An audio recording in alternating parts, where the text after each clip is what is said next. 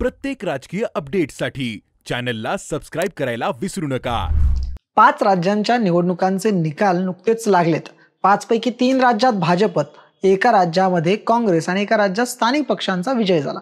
3 राज्यांमध्ये भारतीय जनता पक्षाचं सरकार आल्यानंतर आता लोकसभेमध्ये सुद्धा याचीच पुनरावृत्ती होणार याचा पूर्ण विश्वास भारतीय जनता पक्षाच्या सर्व कार्यकर्त्यांना आलाय।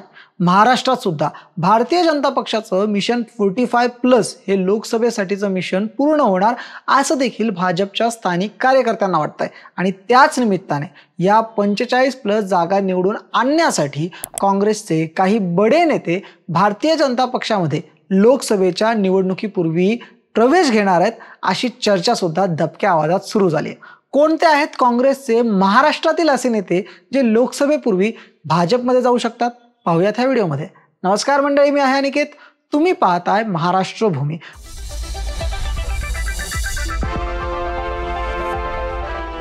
म्हणजे महाराष्ट्राच्या राजकारणामध्ये काय कधी होणार याच्याबद्दल आता कोणीच भविष्य वर्तवू शकत नाही।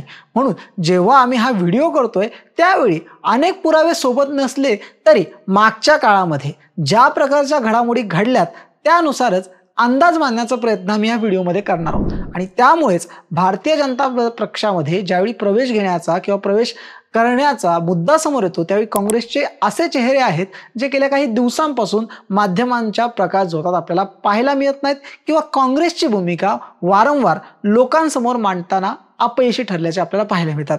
कोणते आहेत असे नेते ज्यांनी भारतीय जनता पक्षाला थेट शिंगावर घ्यायला थोडंसं मागे पुढे पाहिले आणि तेच नेते निवडणुकापूर्वी भारतीय जनता पक्षासोबत जाऊ शकतात अशी शक्यता वर्तवण्यात येते। त्यातलं पहिलं नाव येतं ते म्हणजे ज्येष्ठ काँग्रेसचे नेते आहेत बाळासाहेब थोरात। बाळासाहेब थोरात हे सत्यजित तांबे यांना निवडणुकीचं तिकीट नाकारल्यानंतर भारतीय जनता पक्षामध्ये जातील अशा प्रकारची चर्चा होती। सत्यजित तांबेंनी निवडणूक लढवली, जिंकली आणि त्यानंतर आम्ही काँग्रेस सोबतच राहणार अशी भूमिका सुद्धा थोरातांनी आणि तांबेंनी दोघांनीही व्यक्त केली होती। पण अजूनही सत्यजित तांबेंवर काँग्रेसचा असलेली जी नाराजी आहे ती दूर झालेली नाहीये।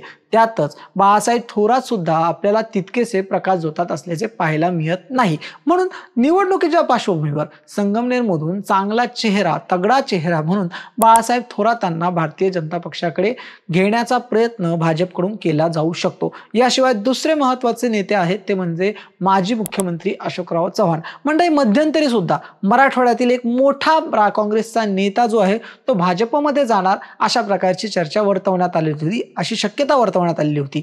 एव्हाना भारत जोडो यात्रा ज्यावेळी महाराष्ट्रात आली होती, नांदेडमधून जाणार होती, त्यावेळी सुद्धा भारत जोडो पूर्वी हे नेते काँग्रेसमधून भारतीय जनता पक्षामध्ये येतील असं सांगण्यात येत होतं, पण तेव्हा त्यांनी हा प्रवेश घेतला नाही।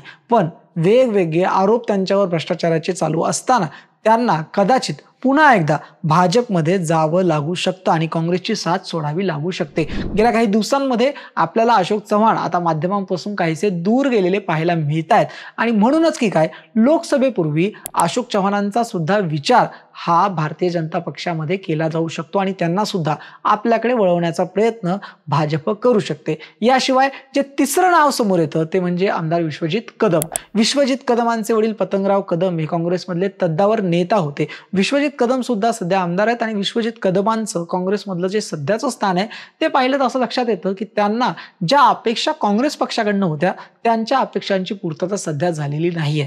विश्वजित कदमांच्या रूपाने भारतीय जनता पक्षाला पश्चिम महाराष्ट्रात एक चांगला चेहरा मिळू शकतो, तरुण चेहरा मिळू शकतो आणि म्हणूनच त्यांना स्वतःकडे वळवण्याचा प्रयत्न भाजपकडून केला जात आहे। या 3 नेत्यांव्यतिरिक्त चौथा नेता ज्यांची सध्याची सगळी भूमिका जरी भारतीय जनता पक्षाविरोधात असली तरी गेल्या 3 ते 4 विरोधी पक्ष नेत्यांचं ज्या प्रकारे सरकारसोबत जाणं आहे त्यावरून अशी शक्यता वर्तवण्यात येते की हे देखील विरोधी पक्ष नेते म्हणून पुन्हा एकदा कदाचित भाजपमध्ये जाऊ शकतात। नारायण राणे, एकनाथ शिंदे, राधाकृष्ण विखे पाटील, अजित पवार यांसारखे विरोधी पक्ष नेते असलेली मंडळी नंतर सरकारमध्ये सामील होताना आपण पाहिलेले आहेत आणि म्हणून हीच परंपरा पुढे ठेवत कदाचित विजय वडेट्टीवार हे निवडणुकीपूर्वी भारतीय जनता पक्षामध्ये जाऊ शकतात अशी शक्यता वर्तवण्यात येत आहे। म्हणजे या सगळ्या शक्यता आहेत, या सगळे खरंच होईल असं नाही, पण या सगळ्या शक्यता नाकारता येतील असं देखील नाही। कारण गेल्या काही दिवसांमध्ये ज्या प्रकारे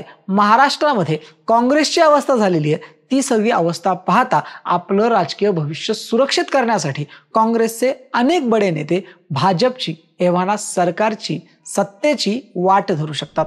तुम्हाला काय वाटतं, या 4 नेत्यांव्यतिरिक्त आणखी असा कुठला काँग्रेसचा नेता आहे जो भारतीय जनता पक्षामध्ये जाऊ शकतो? कमेंट करून आम्हाला तुमचं मत नक्की कळवा. धन्यवाद.